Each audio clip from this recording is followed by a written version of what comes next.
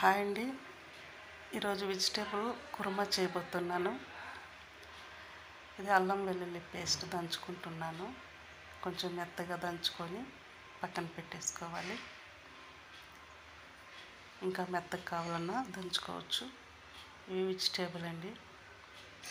Beans, cauliflower, carrot, ఇంకా ఏమన్నా గింజలు ఉంటే నానబెట్టేసుకోవచ్చు. శుభ్రం చేసుకొని టమోటా ముక్కలు,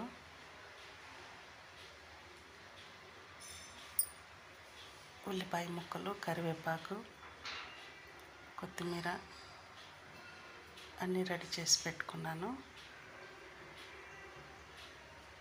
ధనియాల పొడి, సాంబార్ పొడి, కారం, పసుపు, ఉప్పు. గిన్నెలో ఆయిల్ వేసుకొని ఆవాలు, జీలకర్ర, ఉల్లిపాయ ముక్కలు, తర్వాత కరివేపాకు కొంచెం మగ్గాలి. గోల్డెన్ కలర్లో వస్తే చాలు. ఎప్పుడైనా ఎక్కువ వేగనీయకూడదు. ఉల్లిపాయలు గోల్డెన్ కలర్లో వచ్చింది. అల్లం వెల్లుల్లి పేస్ట్ వేసాను.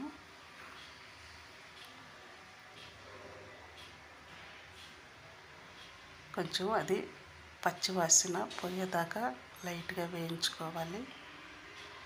ఎక్కువసేపు ఉంటే అడుగు పట్టేస్తుంది. కలిపెడుతూ ఉండాలి. ఇప్పుడు ఇవన్నీ మసాలాలు కొంచెం ఆయిల్లో వేగితే టేస్ట్ వస్తుంది. అందుకు అన్నీ వేసేసుకున్నాను. వేసి కొంచెం ఒక్క నిమిషం లైట్గా వేయించుకోవాలి. మళ్ళీ కలర్ చేంజ్ అయిపోతుంది. బ్లాక్ కలర్లో వచ్చేస్తుంది. తర్వాత వెంటనే టమోటాలు వేసేసుకుంటే అది కొంచెం మాడకుండా సెట్ అయిపోతుంది.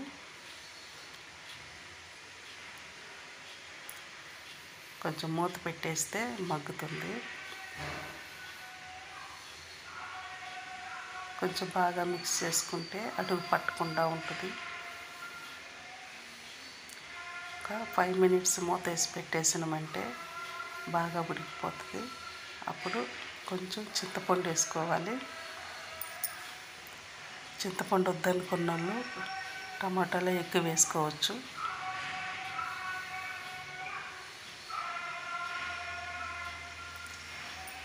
ఫైవ్ మినిట్స్ మూత వేసి పెట్టుకోవాలి. తర్వాత 5 minutes 2 సార్లు. సరే, గ్రేవీ అయిపోయింది. 5 minutes సిమ్లో పెట్టి మూత పెట్టినామంటే బాగా ఉడికిపోద్ది. హై ఫ్లేవర్లో పెట్టి మూత పెడితే మాడిపోతుంది. వద్దు, సిమ్లో పెట్టుకొని మూత వేసి పెట్టండి.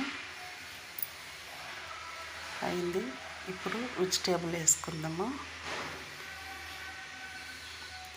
ఇది కొంచెం బాగా గ్రేవీలాగా రావాలి. అది లేదంటే టమాటా తొక్కులు కనిపించే అవకాశం ఉంది.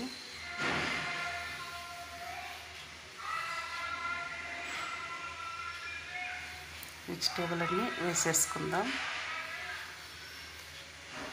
ఇప్పుడు అన్నీ మసాలాలన్నీ వేసేసాను. పర్ఫెక్ట్గా ఉంది.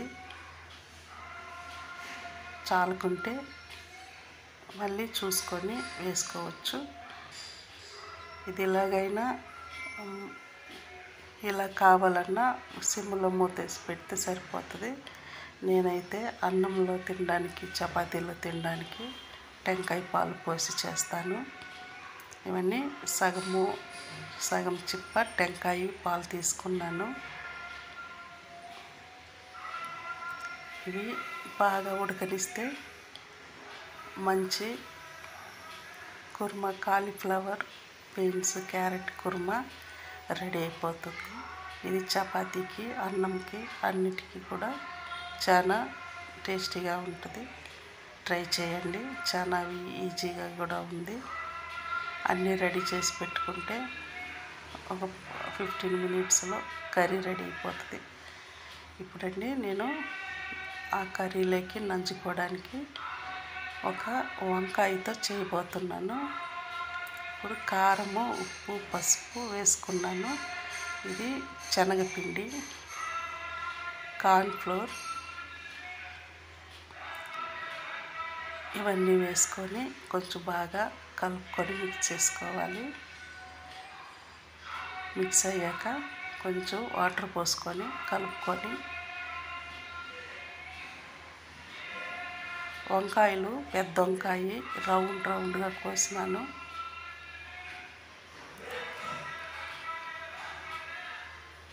వాటికి ఇది కొంచెం పూసుకొని ఆయిల్లో ఉడికించినమంటే ఆయిల్లో లైట్గా ఫ్రై చేసుకోవాలి. చూపిస్తానండి.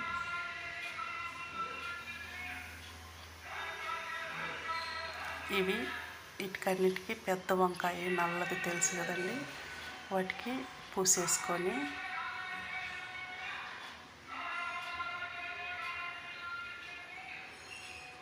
అన్నిటికీ రెండు వైపులా పూసుకోవాలి. కొంచెం ఎక్కువ వేసుకున్న పర్వాలేదు, తక్కువ వేసుకున్న పర్వాలేదు, మొత్తానికి వాటికి పట్టాలి అంతే.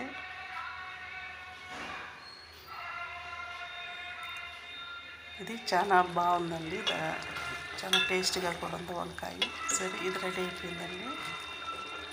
కర్రీ రెడీ అయిపోయింది. అంత గ్రేవీ ఉండాలి అన్నంకంతా. ఇంకా చిక్కగా చేసుకునే పని అయితే చేసుకోవచ్చు, బాగుంటుంది. కొత్తిమీర పైన చల్లుకుంటే లుక్గా ఇంకా బాగుంటుంది.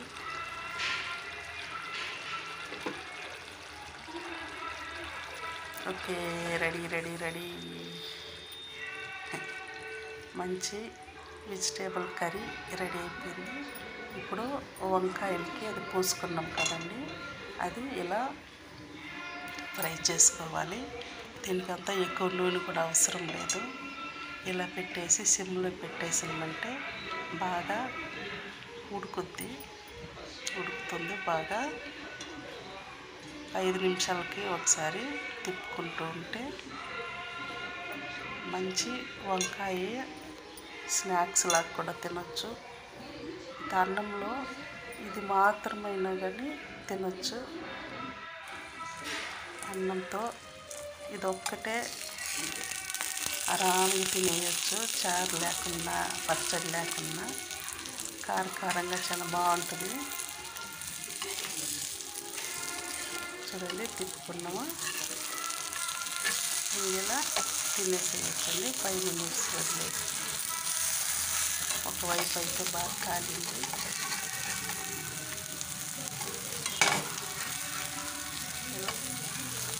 ఇలా ట్రై చేయండి.